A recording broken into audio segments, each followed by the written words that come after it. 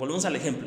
Si yo gasto 5,000 quetzales de una tarjeta de crédito y le saco la tasa de interés que voy a pagar en 30 días, es una tasa bastante noble. Ahora, si esa tasa se la calculo a un año, porque un año voy a pasar, pues, entonces ahí es donde las personas tiemblan. Pero no, yo debería poder decir, no, yo necesito dinero hoy, pero sé que dentro de un mes yo voy a poder pagarlo.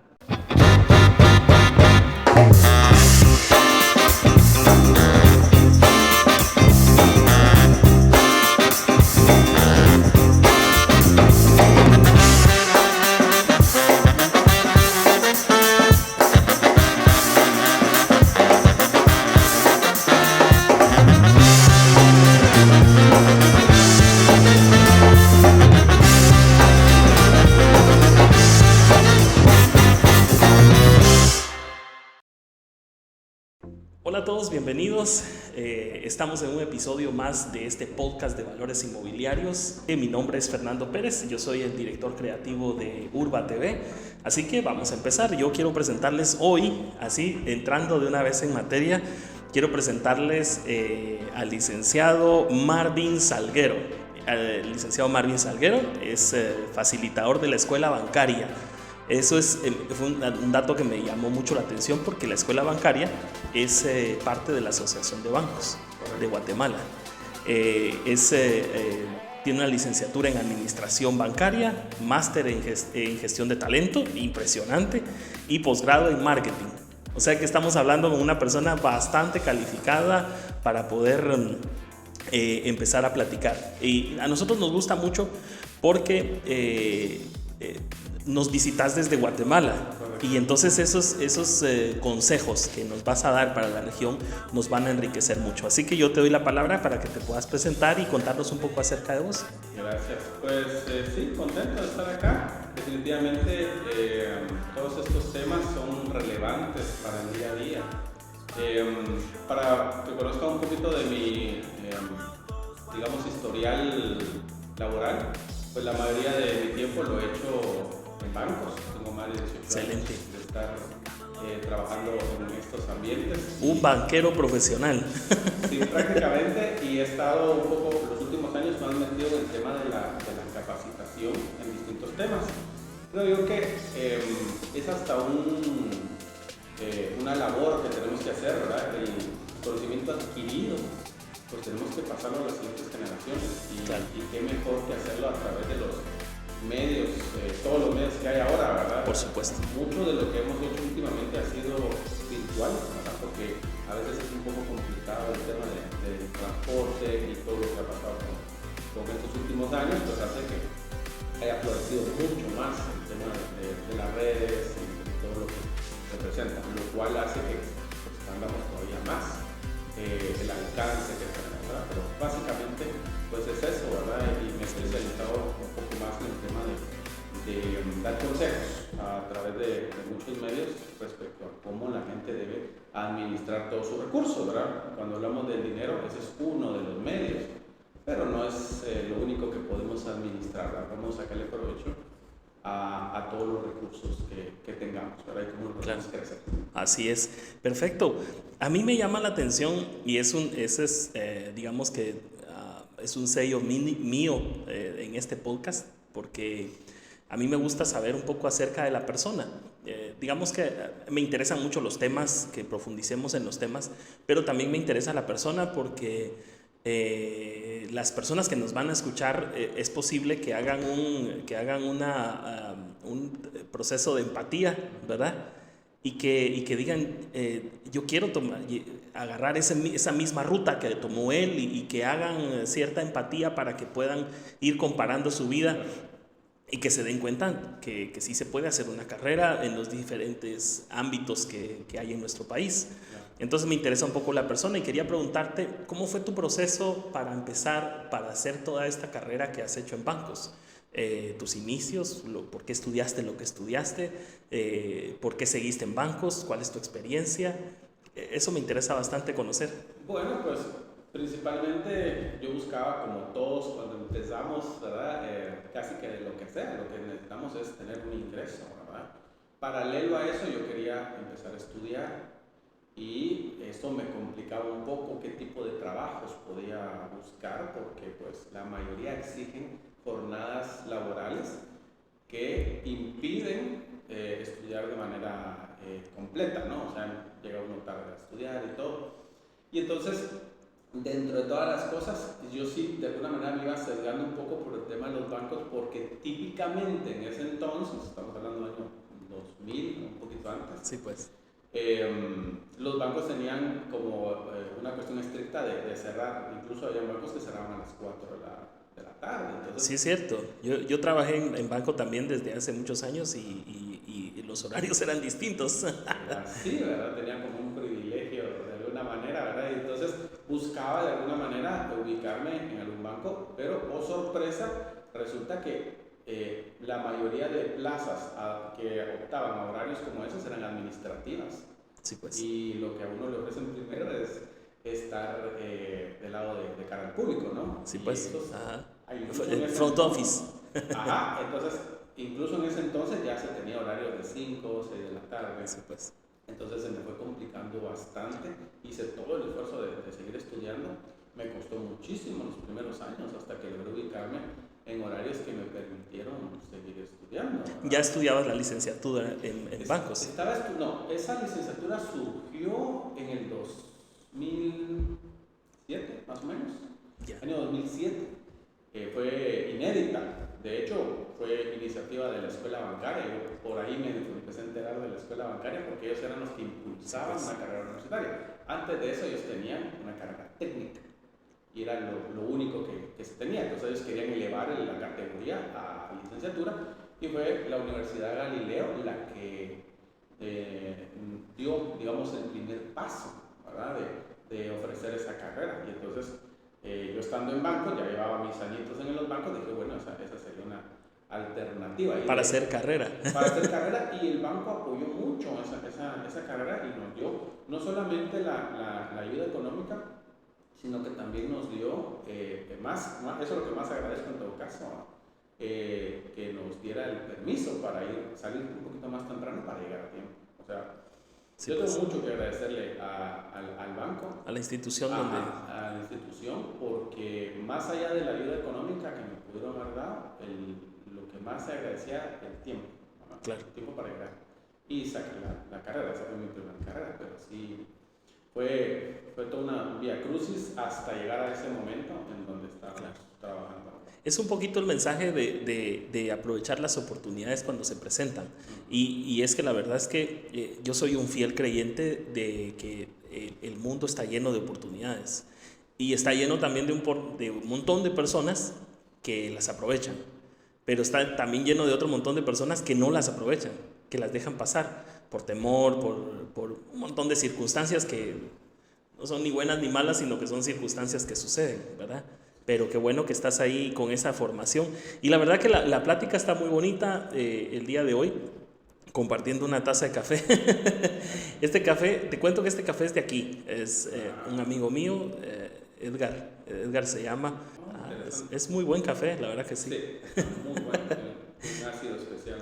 Fíjate que para ir entrando un poquito en materia, este podcast, este episodio más bien, yo quería enfocarlo a que platicáramos un poco acerca de finanzas personales, pero también acerca de financiamiento, porque tenemos que admitir que los bancos hacen una labor extraordinaria en la colocación de créditos. En general todos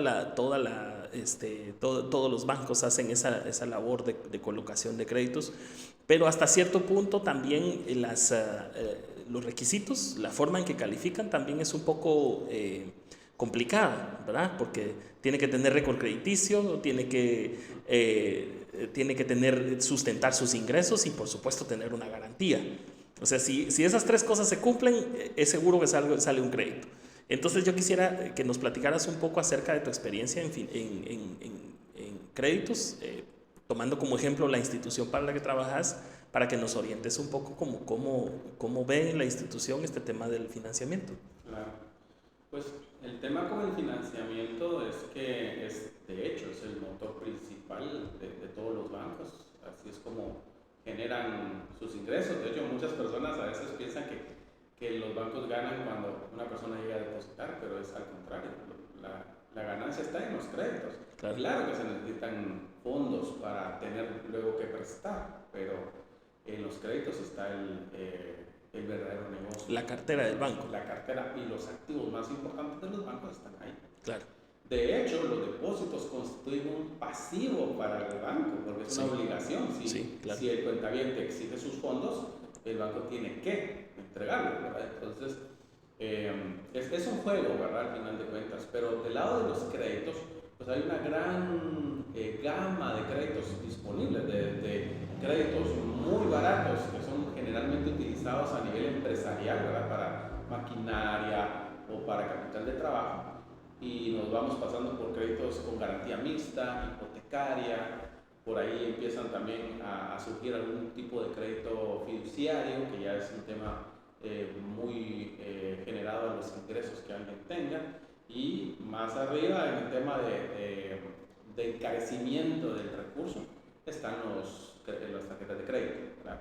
Toda esa gama pues da una versatilidad tan grande que pues algunas personas se pierden en todo esto, ¿verdad? Y dicen, bueno, ¿cuál será el mejor tipo de crédito?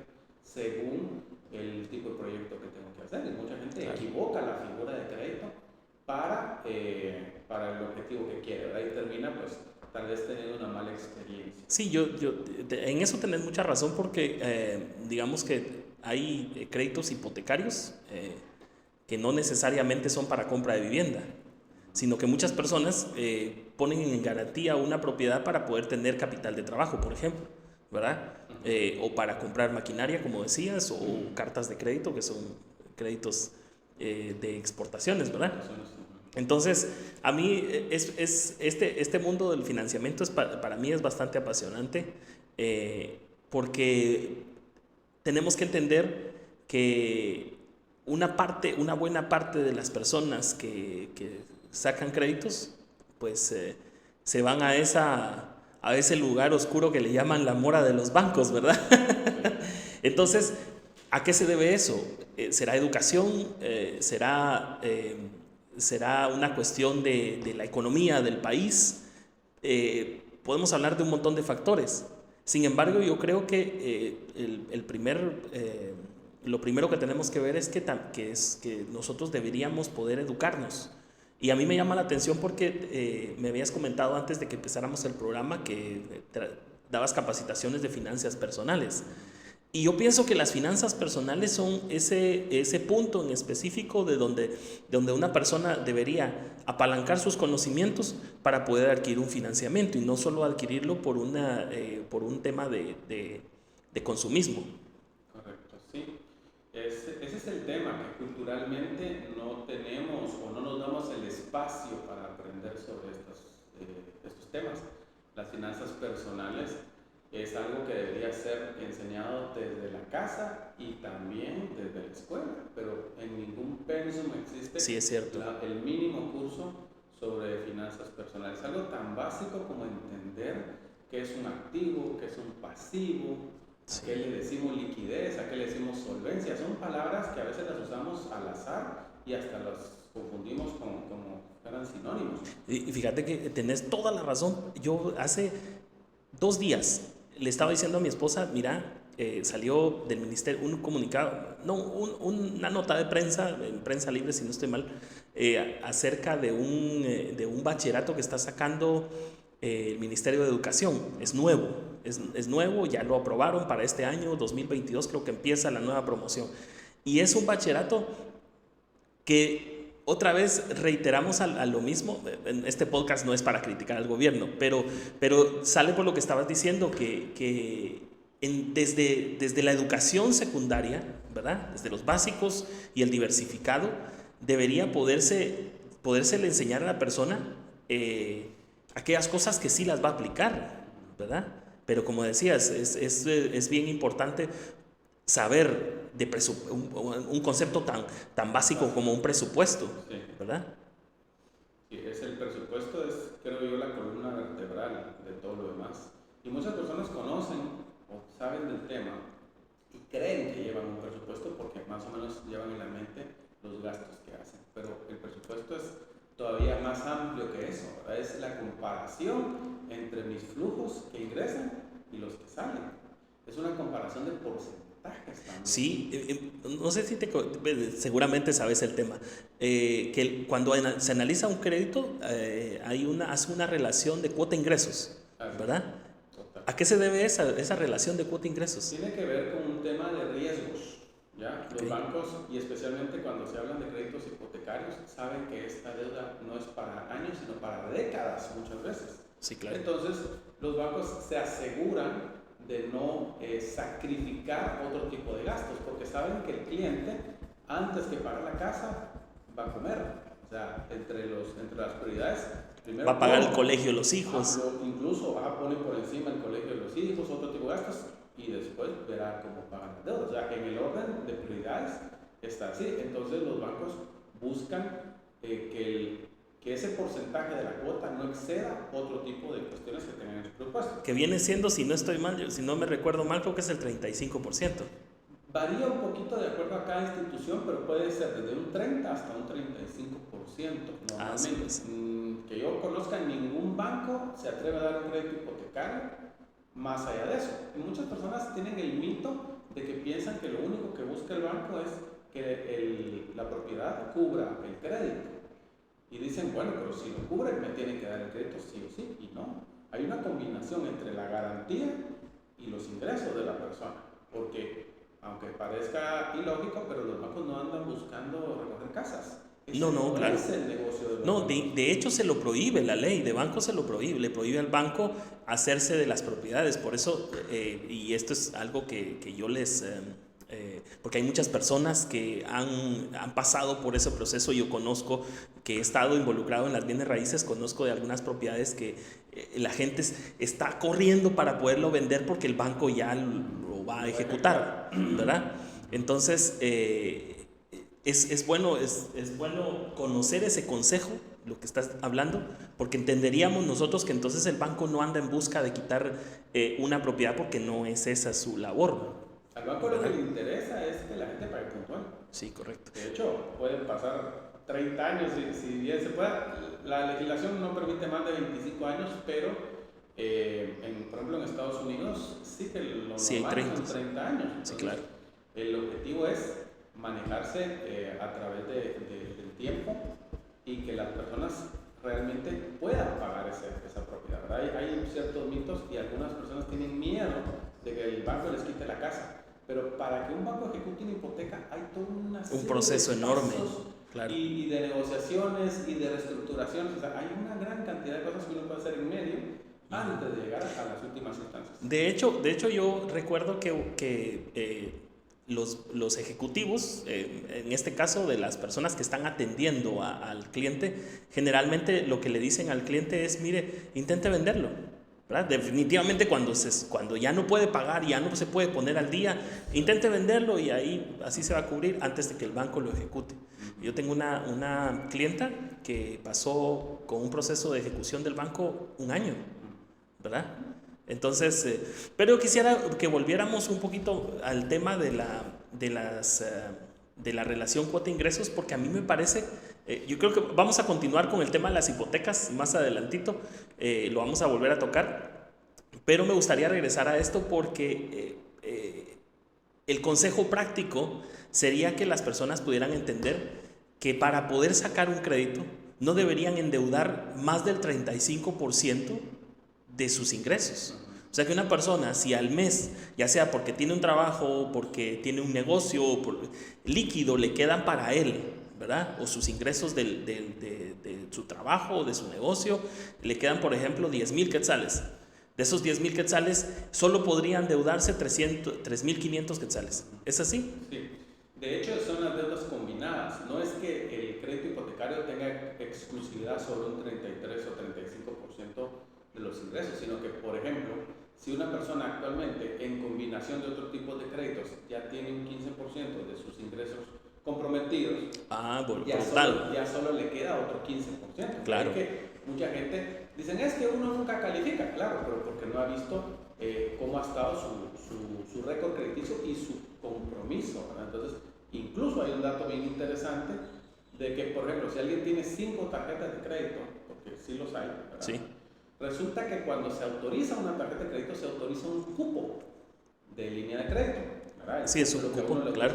Y esto que es revolvente, ¿no? Sí, es revolvente, pero congela de alguna manera la línea de crédito. Y es otra cosa que ven mucho los bancos. Si una persona, por ejemplo, tiene muchas tarjetas de crédito, tiene potencial de endeudarse por encima de la deuda. Entonces, recomendación para los que quieran hacer algún tipo de crédito hipotecario, pidan su récord, su historial crediticio. En la Superintendencia de Bancos uno puede solicitar su récord, o sea, es parte, uno crea su usuario y buenísimo. Y uno lo consulta. Entonces ahí uno se da cuenta cuál es el cupo que tiene uno, ¿verdad? Y solo para hacer un paréntesis, porque ese consejo está brutal, buenísimo, me encanta. ¿Dónde lo pueden solicitar? ¿O cómo se puede solicitar el récord crediticio en la Superintendencia de Bancos? Entran a la página de la Superintendencia de Bancos, cip.gov.gt. Ok, la voy a poner aquí cuando... Luego a la sección de atención al cliente. Ahí van a Excelente. encontrar parte de lo que es la ley de libre acceso a la información, y ahí pueden solicitar que les generen un usuario. Una vez se los mandan a su correo electrónico, ya pueden entrar las veces que quieran y consultar su récord de primera mano, ¿verdad? Sí. Entonces ahí se van a dar cuenta, por ejemplo, si han tenido malos pagos en los últimos 5 años, porque es lo mínimo que se pide de mantener registros, ¿verdad? Y esto puede afectarle, ¿verdad? La calificación que se tenga. Y la otra, y creo que eso también puede afectar, es que si tienen demasiadas tarjetas de crédito, se le reduce el cupo o la cantidad de dinero que los bancos en general pueden prestar, porque aunque en lo comercial hay mucha competencia, a nivel del manejo de riesgos sí se maneja como un solo bloque. O sea, esa información es común para todos los bancos y todos lo consultan. Nadie se compromete si sabe que en el otro banco ya tiene pues demasiados compromisos. O la recomendación en este caso sería, tendrá que cancelar al menos un par de tarjetas de créditos para reducir su cupo y que tenga acceso a otras formas de créditos como lo son los créditos hipotecarios. Ok, excelente. Entonces, lo que nos estás diciendo es que si una persona quiere sacar un crédito, por ejemplo, volvamos al ejemplo de una persona que gana 10,000 quetzales, que esos son sus ingresos, y ya paga por concepto de bisacuotas, paga 1,500 quetzales. O sea que digamos que el 35% serían 3,500, sí, ¿verdad? Que él se podría endeudar en una cuota mensual. Lo estoy viendo mensual para que la gente lo pueda asimilar más fácilmente, porque yo entiendo que el cupo está en función de esa parte un poco más, digamos que se puede hacer una suma, ¿verdad? Y calcular el cupo que se va a endeudar. El cupo global. El cupo global. Una cosa es la cuota y otra cosa es el cupo que tenemos. El cupo es como el monto máximo que se puede prestar y la cuota es justamente los pagos mensuales y el porcentaje con respecto al salario que se puede comprometer. Excelente. Pues entonces seguimos con el ejemplo, 3,500, pero la persona ya paga por concepto de bisacuotas 1,500 quetzales. Entonces resulta que quiere sacar un crédito hipotecario para compra de vivienda y la cuota de la vivienda son 3,000 quetzales. Ya no aplica. Ese sería literalmente lo que deberíamos hacer. Entonces, ¿qué opciones hay para esa persona que está en esas circunstancias? Hablemos de una persona que tiene buen récord crediticio y que tiene garantía, ¿verdad? Estamos hablando, digamos, que solamente de ingresos. ¿Qué opciones tiene esta persona? Bueno, yo en ese escenario yo veo 2 alternativas. Como las bisacuotas generalmente son de corto plazo, ¿verdad? 12, 8, 10, 12. Hay algunos casos muy puntuales en donde dan 18 o 24 cuotas. Siguen siendo cortos en comparación a un crédito hipotecario. Entonces, lo que podría hacer esta persona es cancelar adelantar esos pagos y liquidar esos créditos para recuperar la liquidez del total, de ese 30-35% que pueda tener, ¿verdad? La otra... Bajar los gastos. Los gastos o los compromisos. Perdón, sí, bajar los compromisos. Los compromisos para tener más liquidez y que pueda tener más chance de adquirir pues, esa vivienda o lo que quiera hacer. La otra alternativa es, y es una de las ventajas de los créditos hipotecarios, es que a la hora de hacer un contrato de crédito hipotecario pueden intervenir más de una persona si son del mismo núcleo familiar. Entonces, la otra alternativa, si que la los bancos pareja le llaman a eso como garantía mixta. sí, se le puede decir así, o que tienen más de un deudor, ¿verdad? Al final Ok. de cuentas, es una de las ventajas de los créditos. Como núcleo familiar. Pero tiene que ser núcleo familiar. ¿Qué requisitos se piden? Bueno, pues estabilidad de ingresos de por lo menos un año. Si es una persona asalariada, pues con una constancia de ingresos se puede saber desde cuándo labora, ¿verdad? Y si es un trabajador, un trabajador independiente, entonces pues el contador se encargará, ¿verdad? De hacer las Patentes y estado de resultados. Estado de resultados o flujo de cajas, en fin, ¿verdad? Hay distintas maneras de alguna comprobar. manera encajar y poder incrementar. Digamos que el ejemplo que ponemos, los 10,000, por ejemplo. Tenemos un desfase ahí de 1,000 quetzales. Entonces lo que se necesitaría por lo menos es que alguien genere ingresos de al menos 3,000 quetzales. Porque siempre se va a manejar la relación de 1 a 3, ¿no? O 30%. Sí, correcto. Con 3,000 o 4,000 quetzales extras que se puedan documentar de que se tiene dentro del núcleo familiar, ya aplicaría.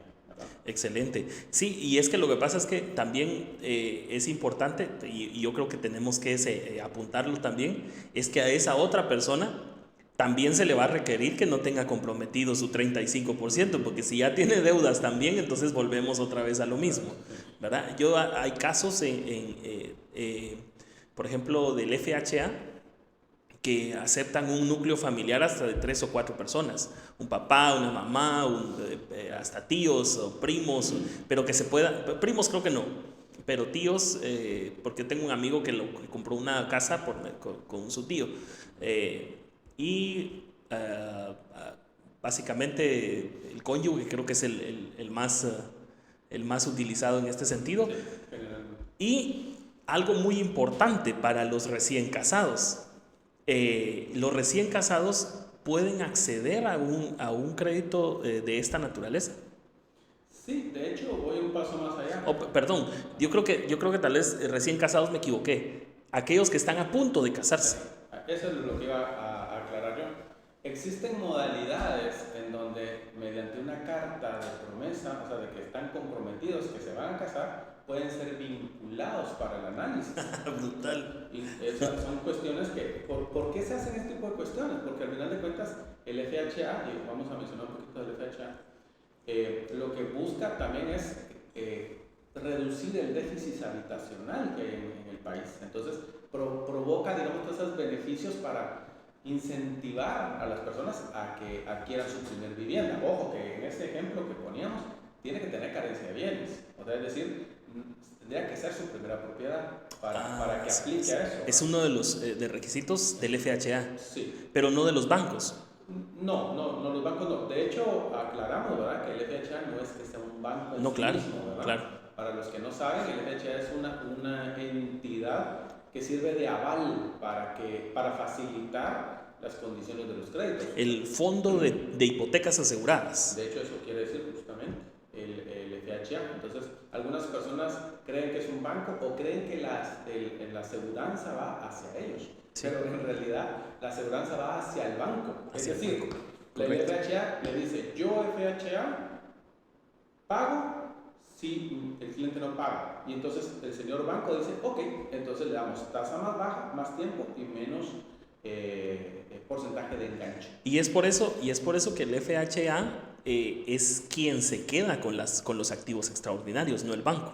Quien ejecuta las hipotecas son ellos. De hecho, el documento que avala eso es una cédula hipotecaria. Claro. Bueno, el tema de las cédulas hipotecarias son el documento que avala al FHA, o sea, que le entrega el FHA al banco como garantía o como segunda garantía de pago, ¿ya?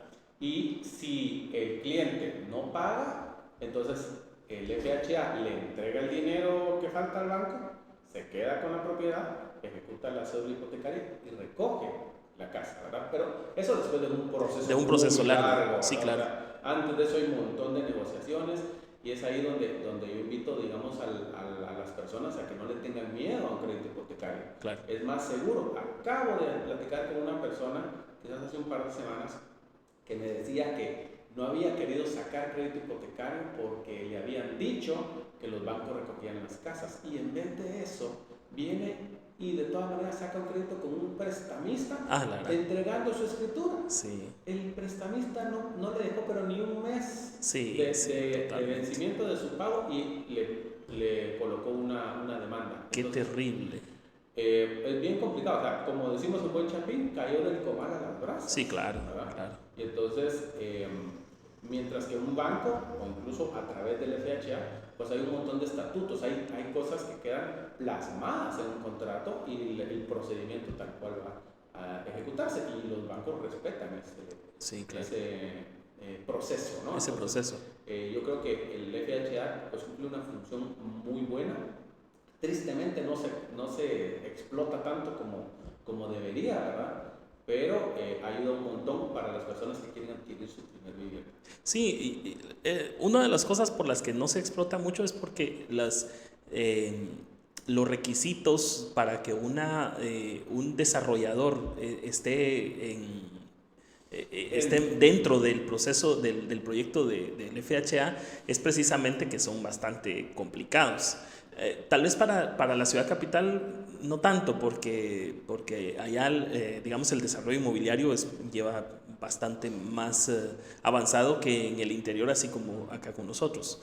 Entonces es un poco complicado meterse al FHA estando dentro de la región. Sin embargo, sí es bastante bueno en ese sentido, porque precisamente garantiza y da facilidades.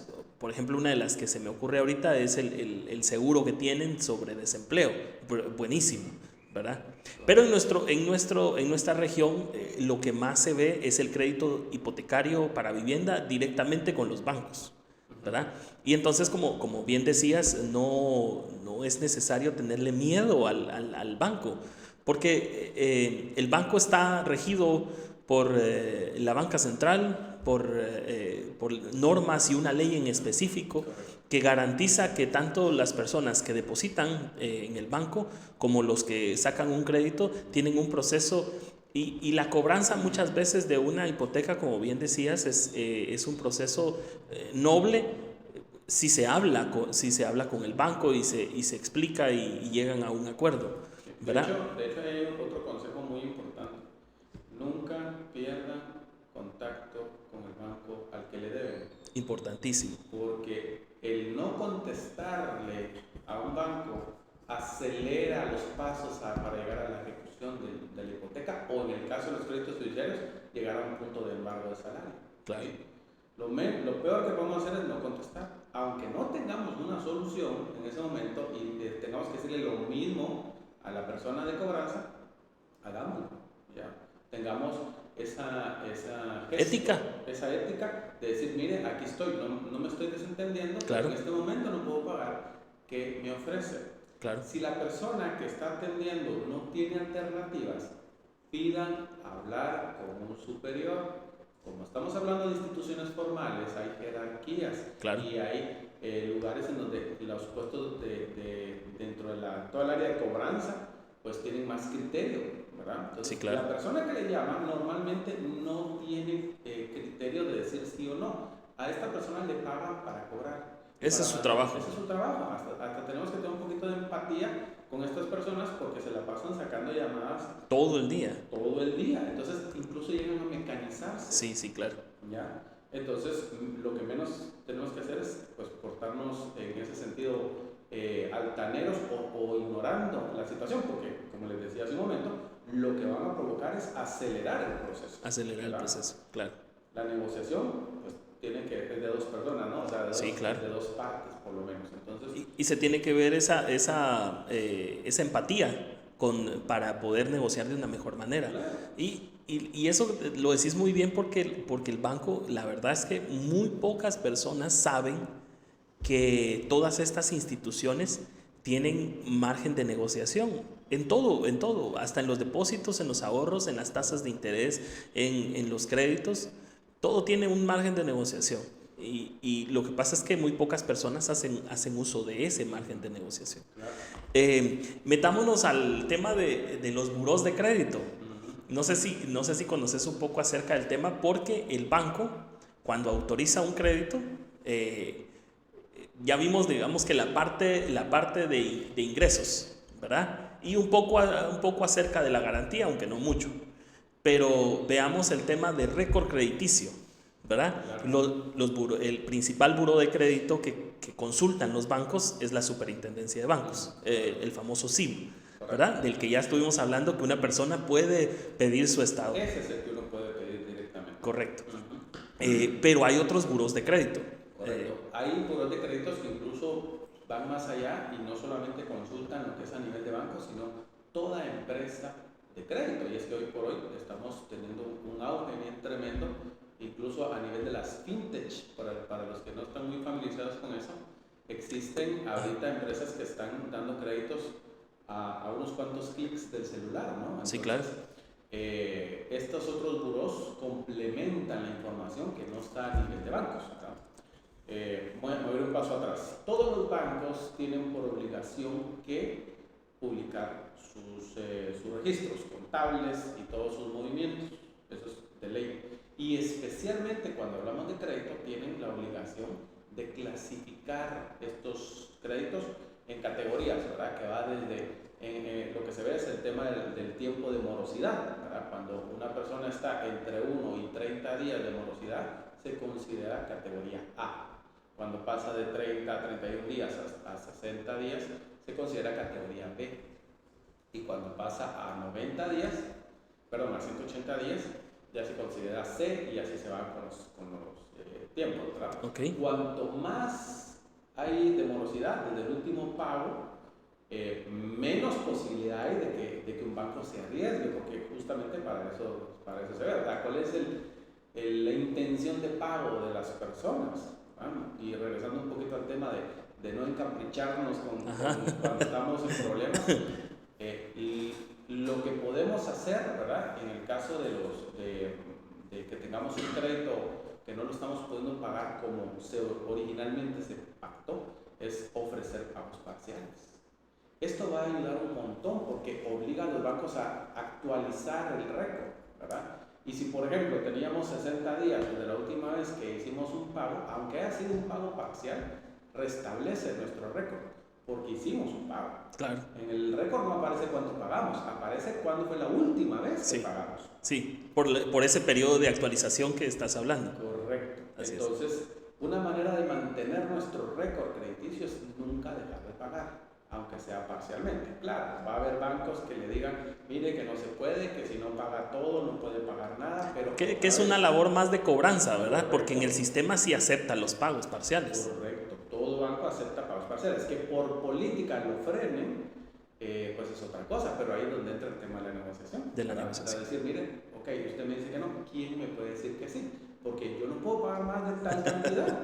Interesante. ¿Ya? Entonces es cuestión de... No, y es que hay mucha gente que yo me imagino que no hace ese proceso porque le da pena.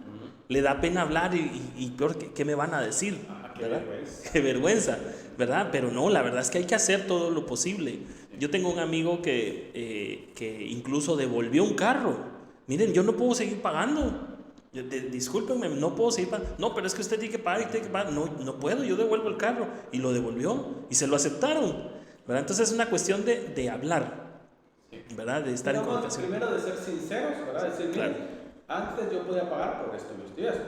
Ahora no puedo pagar porque hubieron cambios, ¿verdad? Mucha gente que perdió su trabajo, ¿verdad? Y especialmente en los últimos años, es hasta entendible que haya ocurrido una cosa como esa, ¿no? Sí, claro. Yo antes ganaba tanto, ahora conseguí un trabajo, pero gano la mitad. Sí. ¿Qué puedo hacer?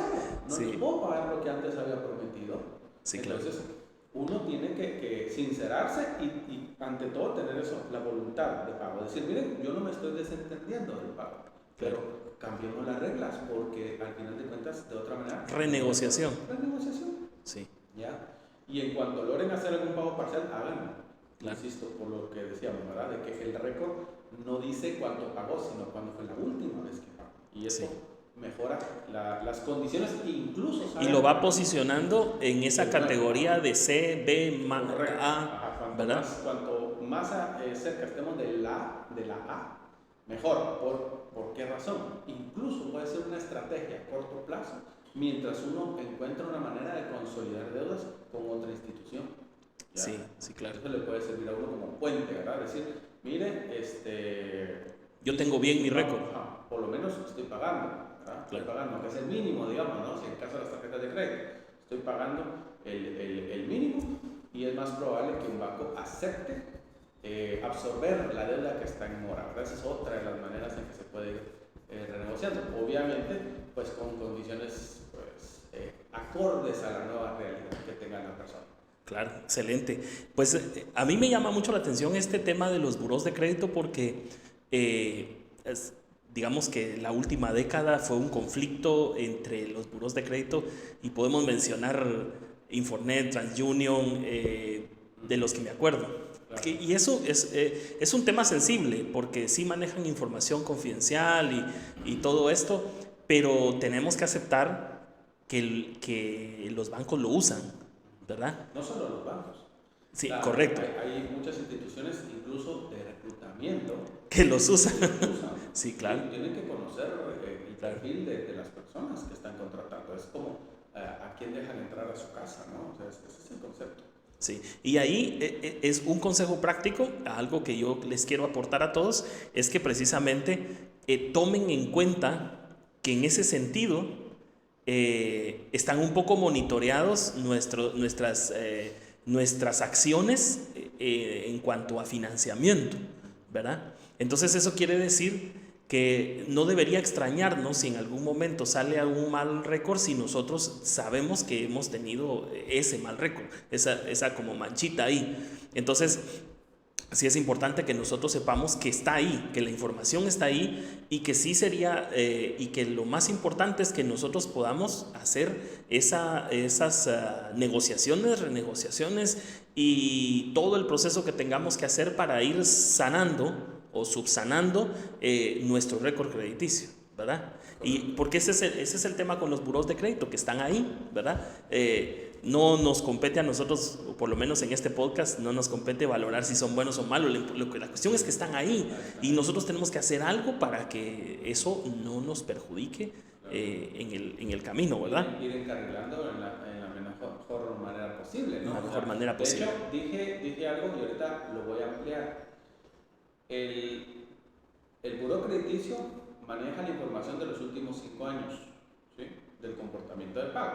Y luego ese va bajando. O sea que digamos que los nuevos registros, los antiguos van bajando y los nuevos registros van como... quedando atrás. Van quedando atrás. Ser consultados, ¿verdad? De hecho, cuanto más alto es el monto, más acucioso o más detallado es el análisis, ¿verdad? Por ejemplo, si a alguien le están prestando 10,000 quetzales, pues no ven mayor cosa. De hecho, muchas de las fintech, ¿verdad? De esas aplicaciones o empresas que se dedican a dar crédito, ni siquiera verifican buró crediticio porque están prestando cantidades muy chiquititas. Entonces, digamos que lo arriesgan, ¿verdad? Dicho sea de paso, la intermediación financiera es facultad únicamente de los bancos. Sí, porque hay una ley que lo prohíbe. Justamente, de intermediación financiera y el delito de intermediación financiera para quienes no son bancos. Pero, ¿cuál es la diferencia? La diferencia es que yo, por ejemplo, digamos, yo tengo, no sé, 500,000 quetzales ahí ociosos y decido hacer mi propia empresa y yo presto mi dinero a las personas. Eso es libertad total de mercancía, porque el dinero a fin de cuentas es una mercancía. Es una mercancía, claro. Entonces, que sí. Yo decido prestarlo. Distinto fuera que dijera, por ejemplo, Fernando, préstame $500,000 de quetzales y yo lo voy a prestar a alguien. Ajá, y yo te pago una tasa de interés. Eso es intermediación financiera y eso es lo que está prohibido. Claro. Hago esa paréntesis para que, digamos, se vea la diferencia entre un banco y cualquier otra empresa que preste dinero. Es decir, sí, no claro. es ilegal mientras sea dinero propio de esa empresa. Entonces, claro. Ellos lo que hacen es que atomizan el riesgo a través de dar créditos chiquititos. Sí. Pero como estamos hablando de créditos hipotecarios... Y como no está regulado el tema de la tasa, o sea, la tasa de interés en los bancos hay una tasa media que tanto en crédito como en ahorros, o sea, pasivos y activos, hay una tasa que la dicta hay unos márgenes, sí, son márgenes. Son márgenes, digamos, y hablando de tasas márgenes, ¿verdad? Por ejemplo, la tasa líder, que se le llama, la va planteando el Banco de Guatemala, es una de las maneras en que el Banco de Guatemala regula la liquidez en el país, ¿verdad? O sea, haciendo más atractivo el ahorro o no, Claro. ¿verdad? Entonces, si quiere más liquidez, que haya más circulación de dinero, baja la tasa de interés, desincentiva el ahorro y entonces circula más el dinero. O por el contrario, si quiere retener dinero, sube la tasa líder. Obviamente, acá en Guatemala el tema del ahorro es un reto más bien, ¿verdad? La tasa líder varía por décimas. Sí, claro. Es muy estable y eso habla un poco acerca de la estabilidad de la economía del país. Sin embargo, sí, muchas personas se quejan de que sus ahorros no ganan mucho en los bancos, ¿verdad? Claro. Incluso en certificados a plazo fijo. Y es que, otra vez, basado en esa tasa es que los bancos juegan, ¿verdad? A favor y contra. Igual es con la tasa de cambio. La tasa de cambio la fija el Banco de Guatemala. Claro. Pero por sobre esa van abajo o arriba, la compra y la venta. Por eso, por ejemplo, la gente dice, ¿pero por qué a la compra está tanto y a la venta tanto? Claro, ese es el margen de ganancia. Es el margen de ganancia. ¿Ya? De los bancos. Algunos, pues, utilizan hasta 40 puntos de diferencia. Porque, bueno, pues cada banco tendrá sus políticas. Entonces, claro. De la misma forma, del lado de los créditos existen ciertas tasas que se manejan, ¿verdad? No es que digamos que le imponga directamente el Banco de Guatemala, pero como que da la pauta, ¿no? Y ahí es donde se regulan las tasas. Ahora, lejos del sistema bancario, es pura oferta y demanda. Sí, ¿verdad? Pura oferta y demanda, claro. Si dice 100%, si el contrato dice 100%, pues, sí. Sí, porque se está basado un poco en la necesidad, ¿verdad? En la necesidad de una persona, la urgencia.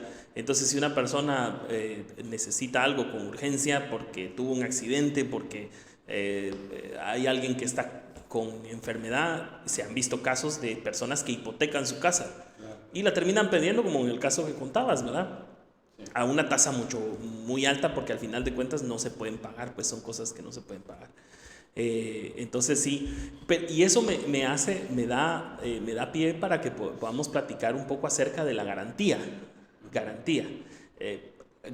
fiduciaria, que es con mis propios ingresos y mi propia firma, garantía hipotecaria, que es una garantía real, ¿verdad? Una propiedad específicamente, y también hay garantías prendarias, que son personas cosas que se pueden mover, que no son inmuebles, ¿verdad? Pero hablemos de la fiduciaria y de la hipotecaria. Ok, mucha gente, y eso es algo común, ¿verdad?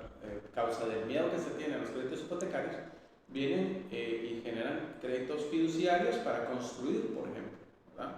No es que esté mal, pero están desgastando un poco su propia liquidez, porque siempre un crédito fiduciario va a ser más caro que un hipotecario. Claro.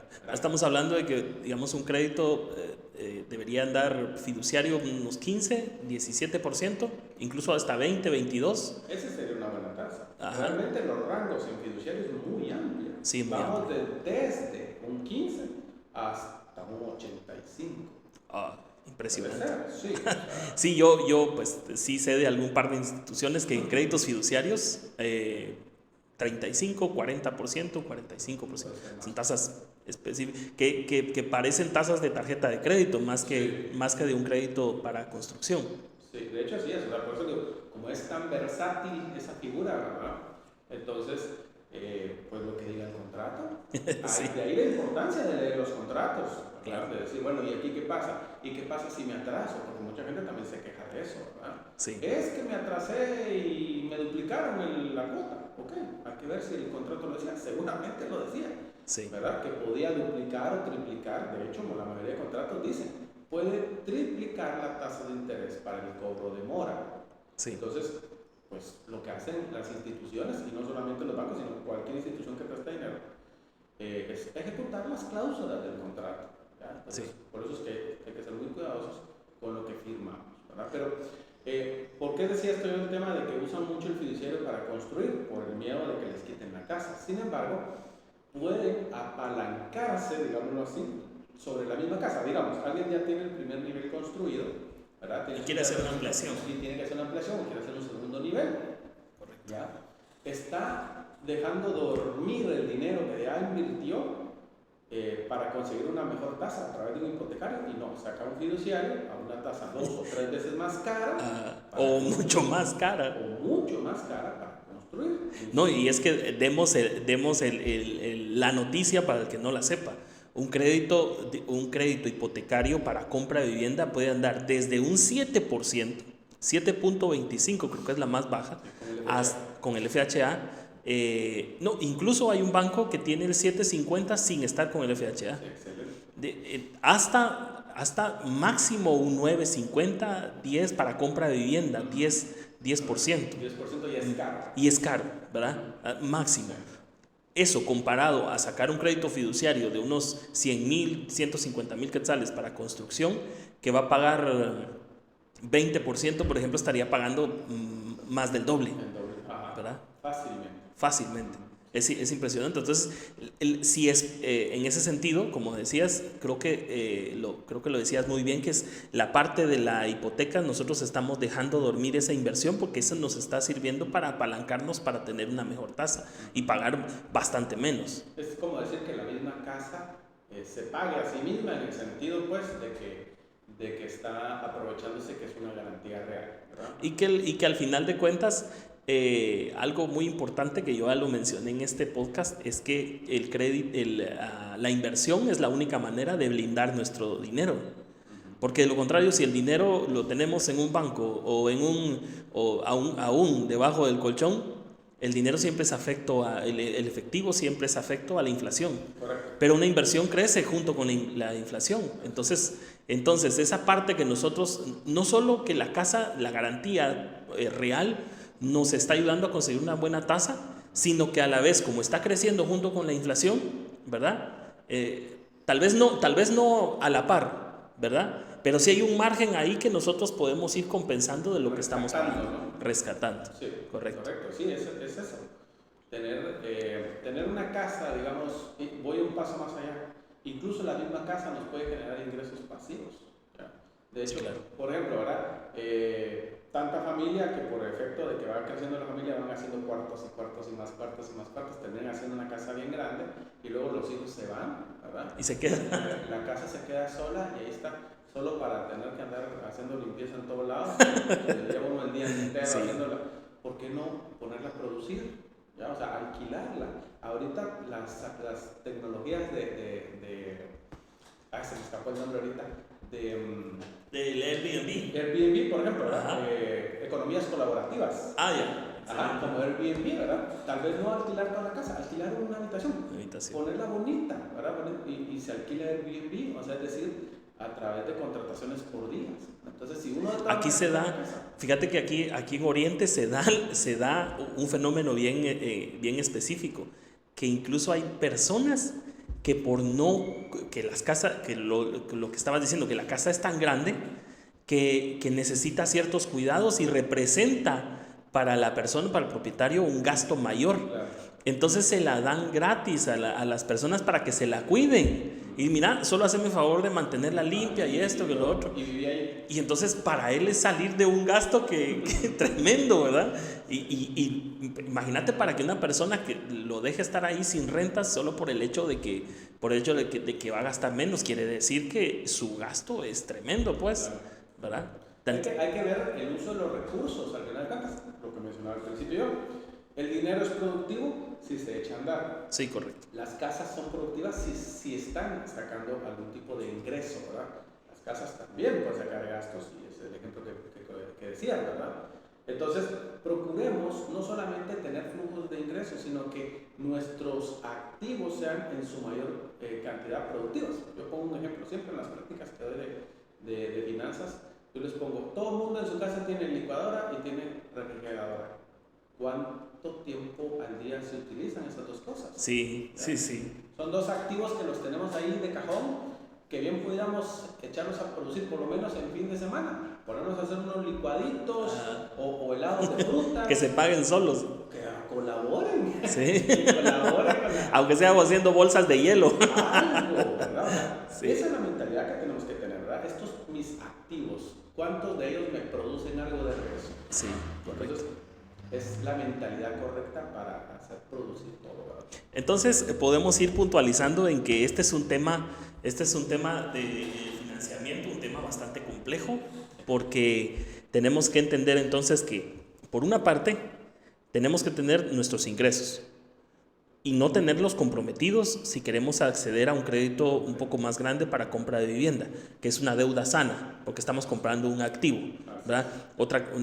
Lo que le llaman deuda que no es sana es aquella que compramos para comprarnos un iPhone que al otro año ya no va a valer lo mismo y ya va a salir el nuevo, Correcto. ¿verdad? Correcto. Entonces, Es la diferencia entre deuda buena y deuda mala, ¿no? sí, correcto. Entonces, esta deuda sana, deuda buena, que es comprar un activo, tenemos que entender que tenemos que tener por lo menos el 35%, como máximo el 35% libre de nuestros ingresos para poder acceder a una cuota que nos permita pagar el crédito. Pero número 2, tenemos que tener, en el caso de créditos que vayan a ser para construcción, tenemos que tener una propiedad que dé el número para que nos sirva de garantía. Ahora, si es una casa nueva, obviamente pues la garantía ya está correcto, ya está prevista.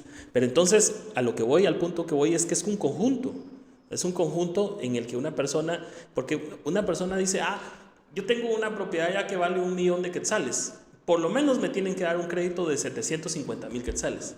No, hay que ver cómo están tus ingresos. Sí, correcto. Hay que ver tu récord crediticio, o sea, no es solamente la garantía. No es solo la garantía.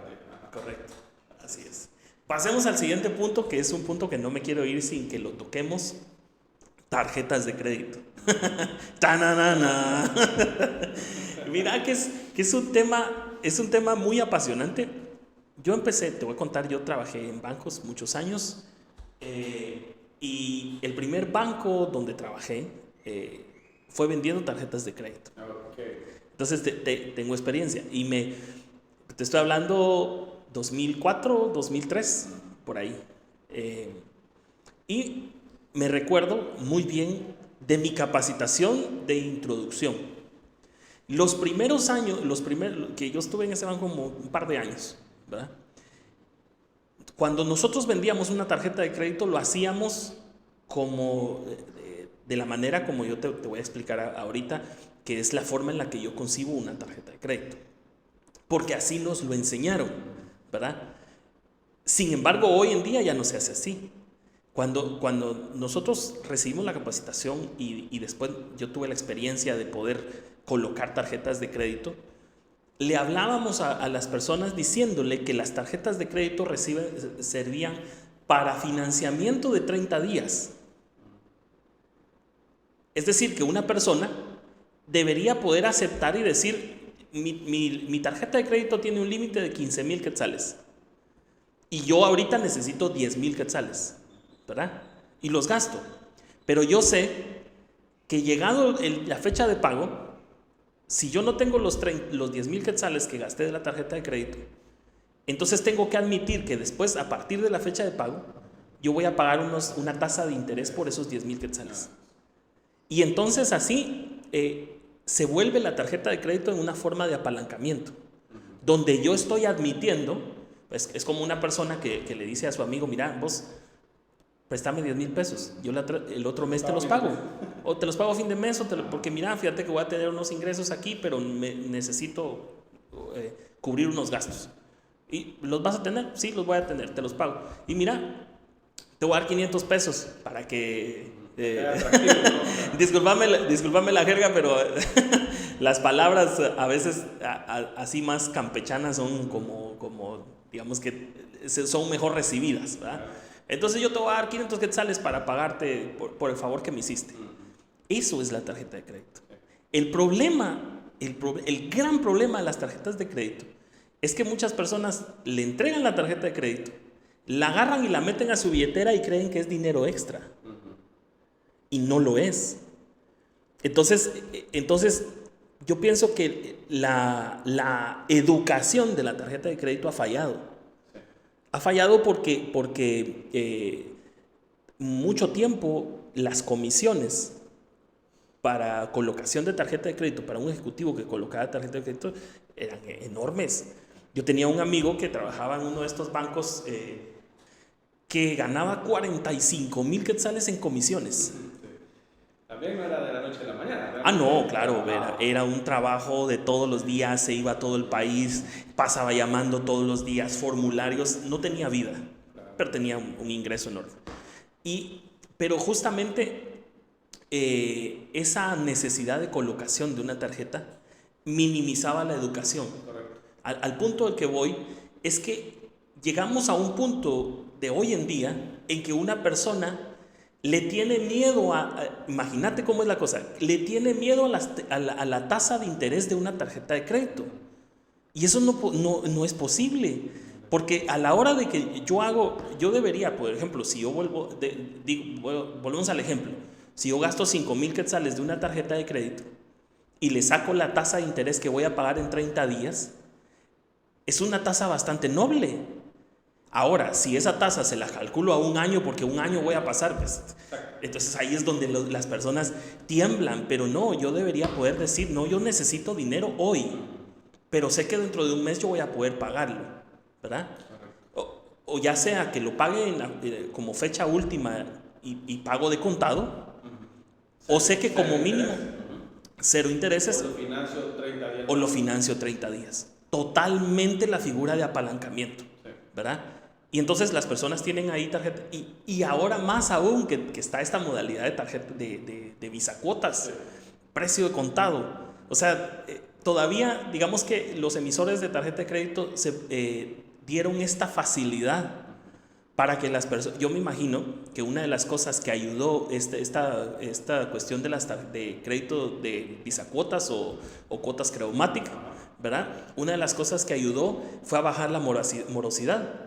Porque una persona ya podía endeudarse a más largo tiempo con una tarjeta de crédito sin pagar intereses, ¿verdad? Fabuloso, ¿verdad? Otra vez, ¿qué es lo que gana el banco? ¿Verdad? Diciendo, ¿por qué? ¿Verdad? ¿Por qué ofrecen ese tipo de financiamiento aparentemente sin intereses? El punto está en que los comercios pactan con los bancos ese tipo de beneficio, pero como es el comercio que tiene que pagar una comisión, lo que hacen es diluirlo dentro del precio. ¿Ya? Claro. Al final de cuentas, ese 2, 3, 4% que cobran los establecimientos, pero que cobran los bancos a los establecimientos por el uso de la tarjeta, lo diluyen dentro del precio, ¿verdad? Entonces, es un ganar-ganar si lo vemos así. Obviamente, el banco pues va a esperar que se hagan los pagos puntuales. Si no se hacen los pagos puntuales, sí, claro, entonces ya incurre en las tasas como un gasto normal. La cuota se pasa como un gasto normal dentro del estado de cuenta, que si no se paga a la fecha ya incurre en intereses. De hecho, ese es un dato bien importante. Cuando uno hace extrafinanciamiento, bien sea Visa Cuotas o un extrafinanciamiento per se dentro de la tarjeta, ese pago que uno pacta se vuelve parte del pago mínimo. Voy a poner un ejemplo. Si alguien tiene consumos X normalitos, ¿verdad? De los que uno solo pasa la tarjeta y ha acumulado, digamos, 1,000 quetzales dentro del estado de cuenta, ¿verdad? ¿Qué va a aparecer en ese estado de cuenta? Bueno, pago de contado, 1,000 quetzales. Pago mínimo, pensemos 100, digamos. Pero dentro de ese ciclo de pago, asumió un extrafinanciamiento, se compró una televisión, lo que sea, y lo hizo a 10 cuotas precio de contado, quiere decir que va a pagar 500 quetzales mensuales, ¿ya? Entonces, esos 500 quetzales van a formar parte del siguiente estado de cuenta. Así es. ¿Ya? Y ya el pago mínimo ya no va a ser de 100, sino de 600. Correcto, porque ya entra como una cuota. 500 más los 100 de los consumos, ¿verdad?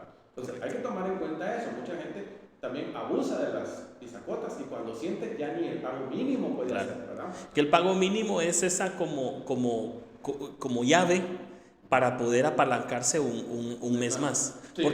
Porque la verdad es que digamos que es como esta figura de un crédito revolvente empresarial, donde el banco le dice, mire, su línea de crédito está aprobada para un año, ¿verdad? Entonces usted nos va a pagar intereses y capital al vencimiento.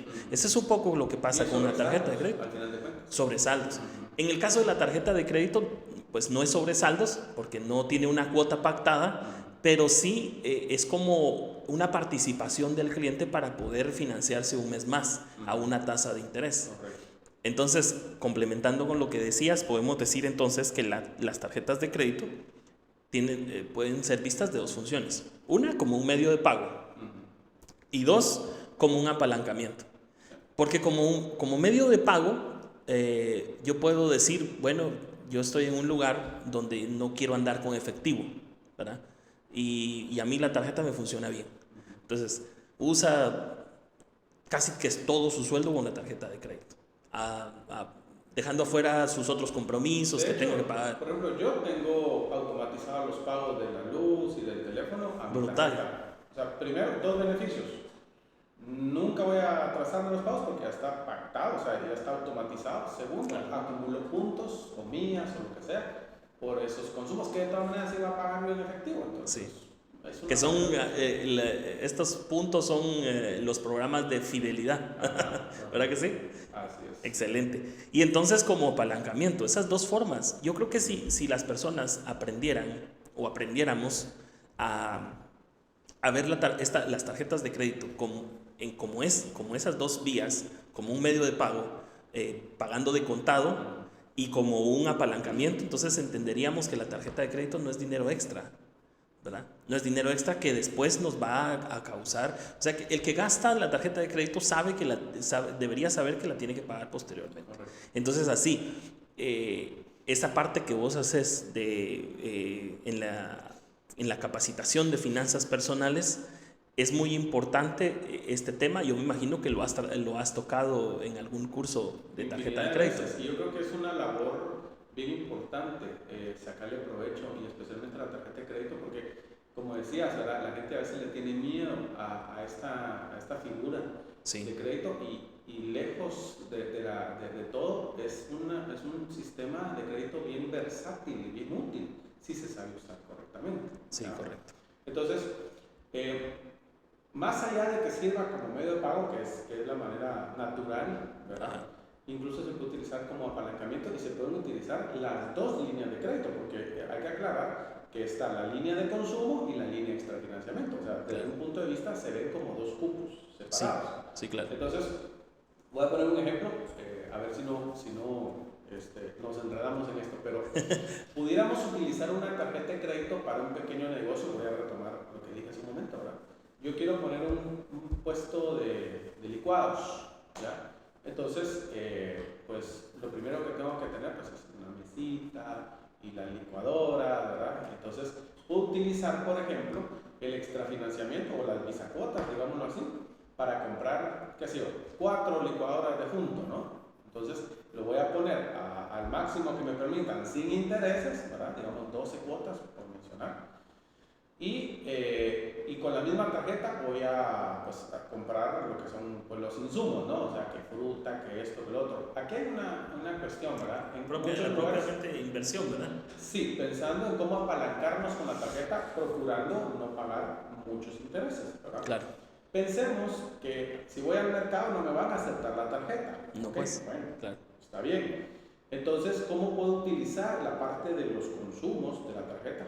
Pues haciendo un retiro. Pero hay que aclarar que si retiramos directamente con nuestra tarjeta en el cajero automático, nos va a cobrar una comisión del 5%. Creo que eso es generalizado. 7, dependiendo. Se puede 5 o 7. Okay. Puede ser el 5 hasta el 7%. Hay que leer las cosas. 5 o 7% sobre lo que se está retirando. Sí, lo que se está retirando. Pero hay que procurar buscar, por ejemplo, alternativas, ¿verdad? La mayoría de bancos permiten hacer transferencias desde la tarjeta de crédito a través de la banca en línea, desde su tarjeta hacia una cuenta que tengan interna. Y entonces normalmente la comisión es más barata. ¿Ya? Podemos utilizar esa figura y ya una vez la tenemos dentro de nuestra cuenta de ahorro o de cheques, vamos y la retiramos. Excelente. Entonces reducimos el margen. ¿Y qué hacemos con ese margen? Bueno, pues se lo incluimos al precio porque son costos financieros del negocio, ¿no? Y entonces ya tenemos nuestro puestecito de licuadoras, empezamos a echar punta, como decimos, ¿no? Y estos flujos de dinero se tienen que retener. Lo primero que tenemos que retener es el pago de la tarjeta. Claro, ¿verdad? Sí, porque por eso precisamente es un apalancamiento, porque yo estoy haciendo uso de la tarjeta de crédito para darle vuelta al dinero que es el negocio. Pero el tema es que con las inversiones en la parte del emprendimiento, una regla básica para el crecimiento exponencial es la reinversión.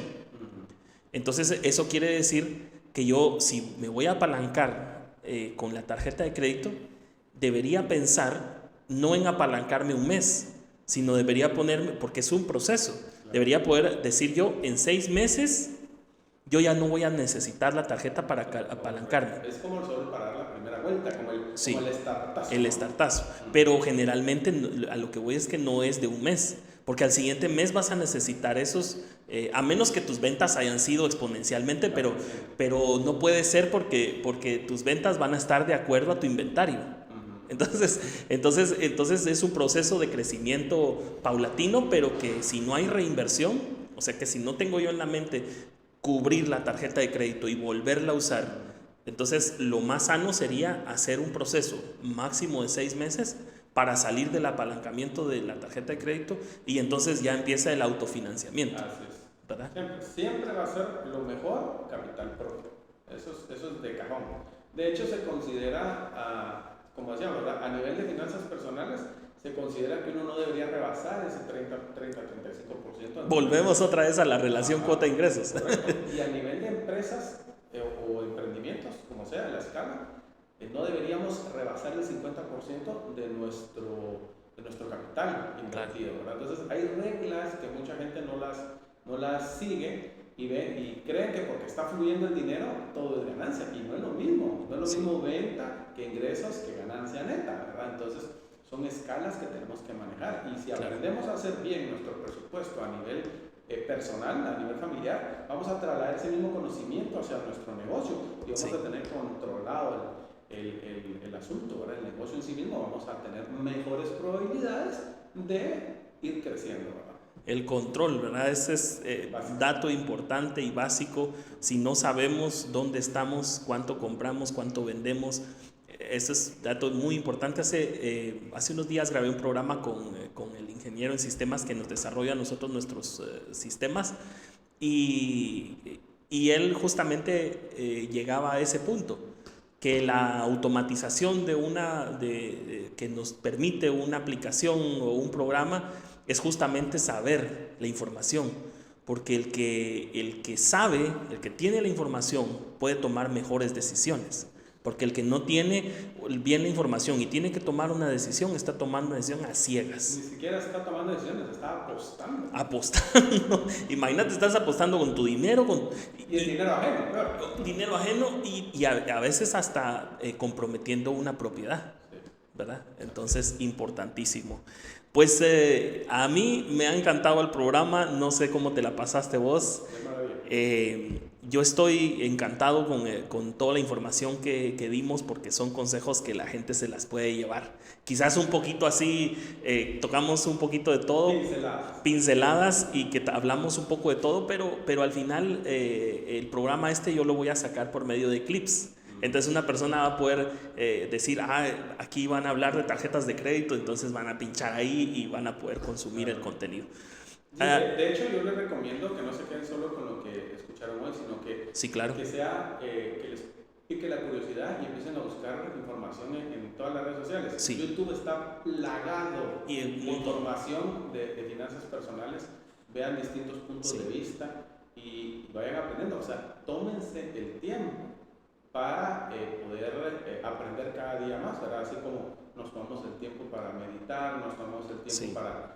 debería ser, ¿verdad? También para estar con la familia, calidad de tiempo, también apartemos un poco para educarnos financieramente.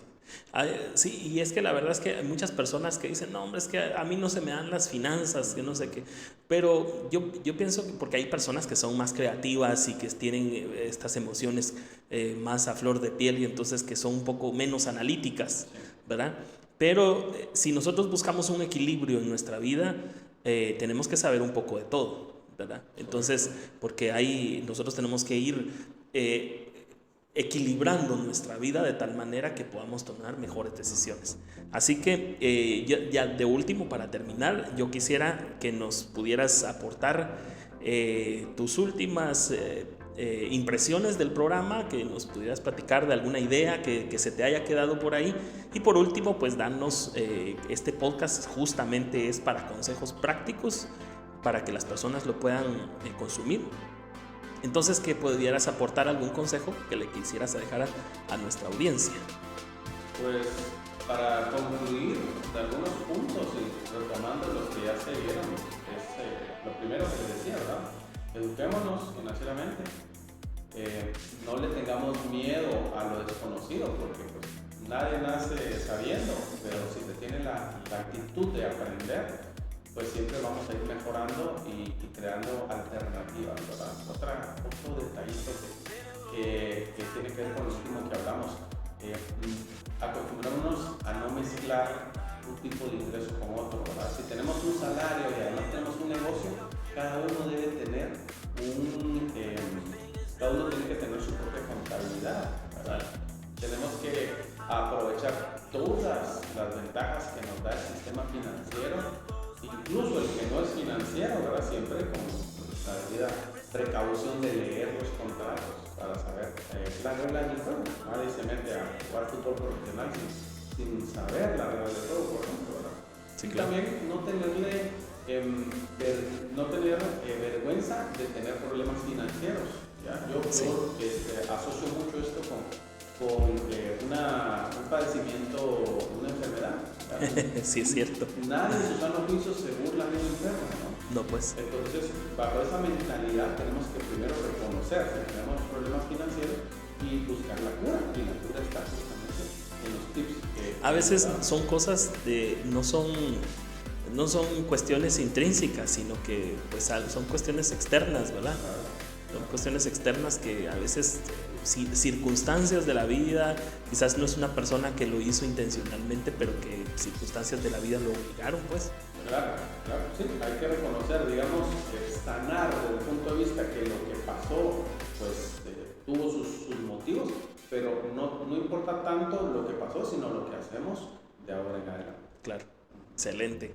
Muchísimas gracias, licenciado. Estamos ya por finalizar y yo le doy gracias a la audiencia, los que nos han acompañado hasta aquí. Este ha sido un programa muy bueno y yo estoy seguro que a la gente le va a gustar, ¿verdad? Y las puertas están abiertas para cuando quieran venir y poder continuar con estos temas. Te agradezco que hayas venido desde Guate para acompañarnos en este podcast, en este proyecto que ya estamos...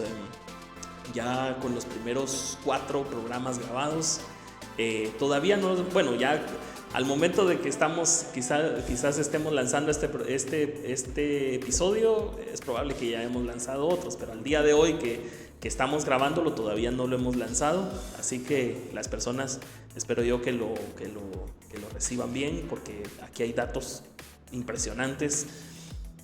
Porque generalmente no se habla y no se tiene a veces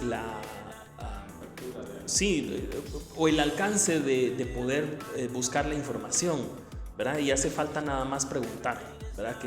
Que ese es uno de los consejos que yo le dejo hoy a la audiencia, que no se queden con la duda, que pregunten, que si hay algo en el banco que ellos quisieran saber, pero es que me da vergüenza. No, pregunten, quitarse la vergüenza y decir, mire, yo quisiera que me dé una mejor tasa, ¿verdad? Mire que yo ¿con quién tengo que hablar para que me atiendan, ¿verdad? Obviamente que sin rebasar los límites del respeto, pero evidentemente que tenemos que hacer uso de ese margen de negociación que en todos lugares está.